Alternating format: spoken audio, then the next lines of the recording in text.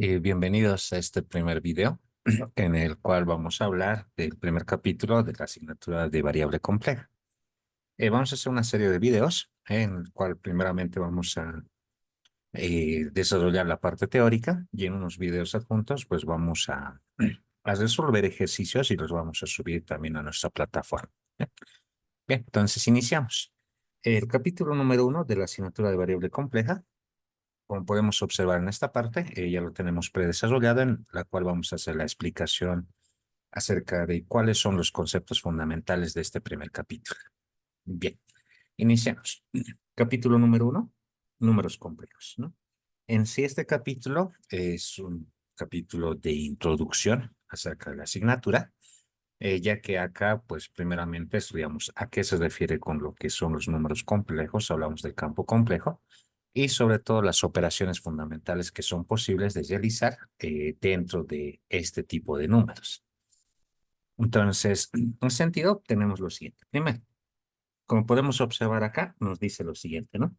Los números complejos son un grupo de números que resultan de la suma entre un número real y un número imaginario. ¿Listo? Entonces, es un conjunto de elementos donde cada elemento tiene parte real, tiene parte imaginaria. ¿Ya? Ahora, acá primeramente hay que definir qué es la unidad imaginaria dentro de lo que es la teoría de variable compleja, ¿no? Entonces, acá tenemos lo siguiente, ¿no? Como pueden observar acá, dice unidad imaginaria. La unidad imaginaria se denota con i, ¿ya? Y este i de acá es igual a la raíz cuadrada de menos 1.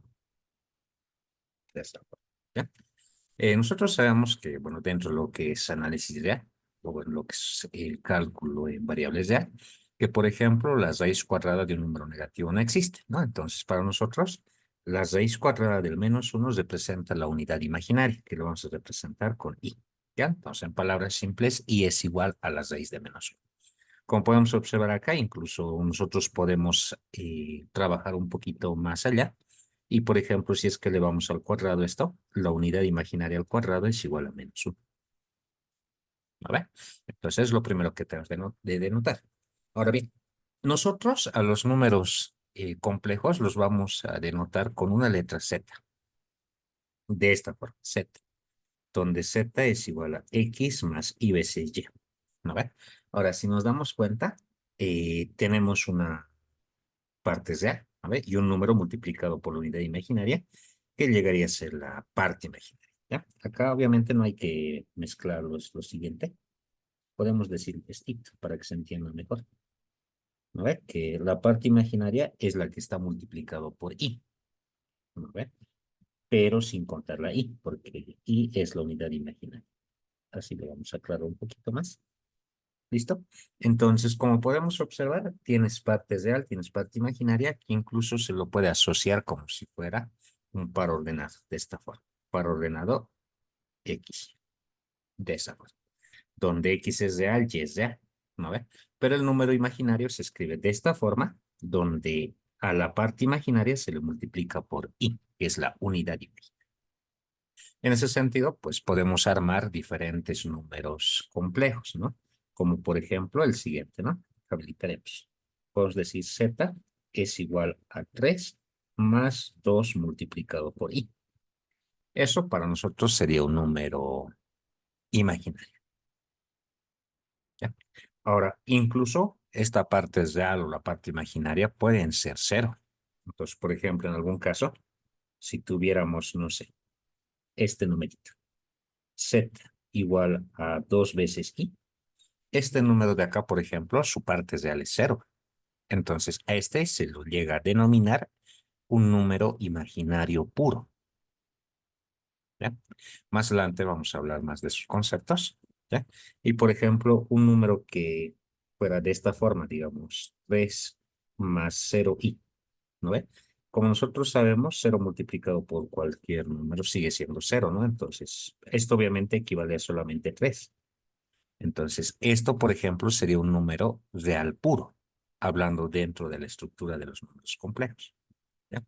Pero en forma general, cualquier número, ¿no? Que se escriba de esta forma, como la suma de un número real y un número imaginario, es un número complejo, ¿ya? Eso es lo primero que tenemos que llegar a entender para poder desarrollar nuestro capítulo de forma adecuada. Bien, entonces vamos a pasar esto y tenemos lo siguiente, ¿ya? Como hemos podido observar en la parte anterior, un número complejo tiene una parte real y una parte imaginaria, ¿no? Por ejemplo, este numerito de acá, ¿ya? Z sub 1 es igual a 3 más 2i, ¿no ve? Otro ejemplito, este Z2, que es menos 1 más i, ¿ya? Estos números de acá, como habíamos mencionado hace un momento, se lo puede asociar como si fuera un par ordenado. Por ejemplo, este primero se lo podría llegar a asociar como si fuera el 3,2. Eso fue, ¿no ve?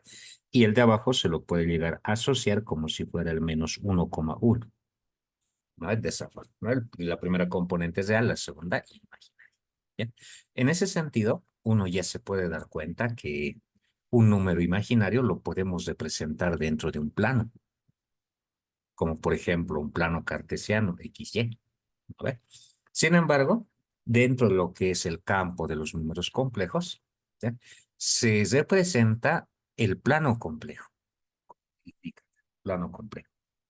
Este plano complejo es, eh, es equivalente, se puede decir.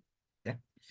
Bueno, más que equivalente, la palabra más correcta llegaría a ser que existe una relación directa con lo que es el plano cartesiano, ¿no? Porque, por ejemplo, esto es similar a lo que es el eje X y lo que es el eje Y, ¿ya? Dentro de lo que es variable compleja, este plano complejo, estos ejes reciben dos nombres diferentes. Este recibe el nombre de eje real y este representa el eje imaginario. ¿Listo? Por lo tanto, un número complejo lo puedes llegar a representar como un punto dentro del plano complejo.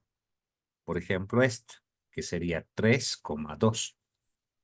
¿No ve? Entonces, en el eje real 3, en el eje imaginario 2. Buscamos. 1, 2, 3, hasta acá. 1, 2, acá. Entonces, agarramos este punto. Este punto acá es el Z sub.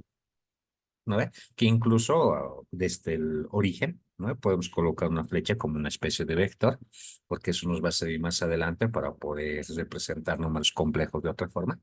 Podemos tranquilamente definir un elemento como una flecha de esa forma. ¿Ya? Obviamente acá el Z2, su posición va a cambiar, ¿no? Porque en este caso la parte real es negativa y la imaginaria es positiva. Entonces tenemos menos 1, 1 y representa este elemento. ¿Listo? Entonces, si nosotros nos ponemos a pensar desde el punto de vista del tamaño, ¿ya?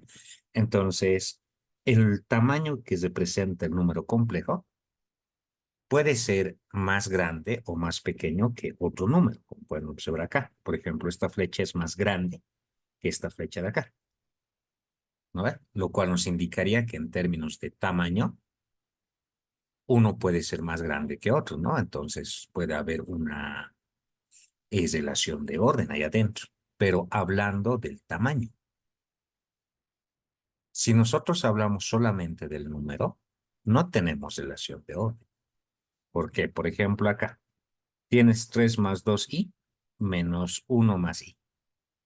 Acá nosotros no podemos afirmar que un número es mayor o menor que otro. Por ejemplo, Z1 mayor o igual a Z2, digamos. Esto no lo podemos afirmar. No se puede afirmar esto, porque en este caso no existe un orden dentro de los números complejos. Lo que sí existiría orden sería en los tamaños de los números, pero no en el número en sí. ¿Ya?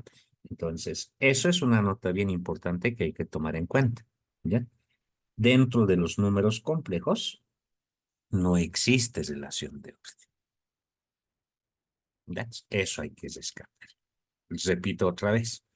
Existe una comparación entre los tamaños, pero no entre los números. Los números no están ordenados dentro del plano complejo. ¿Ya? Y lo más interesante acá es que este tu plano complejo que estamos hablando, ¿no ve? Este acá llega a ser análogo, esa es la palabra principal, a lo que es el plano cartesiano. Entonces, el eje real es lo mismo que X y el eje imaginario es lo mismo que Y. En ese sentido, un número complejo lo podemos escribir así, como x más y veces y. Para nosotros, z va a ser esto, x más y veces y, directamente, siempre. ¿Ya? Ahora, esto primero, jóvenes, como lo estamos escribiendo acá, lo voy a aumentar en esta partecita. Esto se conoce como forma cartesiana. Forma cartesiana. ¿Ya? Tenemos esa forma cartesiana de escribir un número complejo. Por ejemplo, esto, ¿no? Z igual a 1 más 4i. ¿Listo? Eso es la forma cartesiana de escribir. ¿Ya?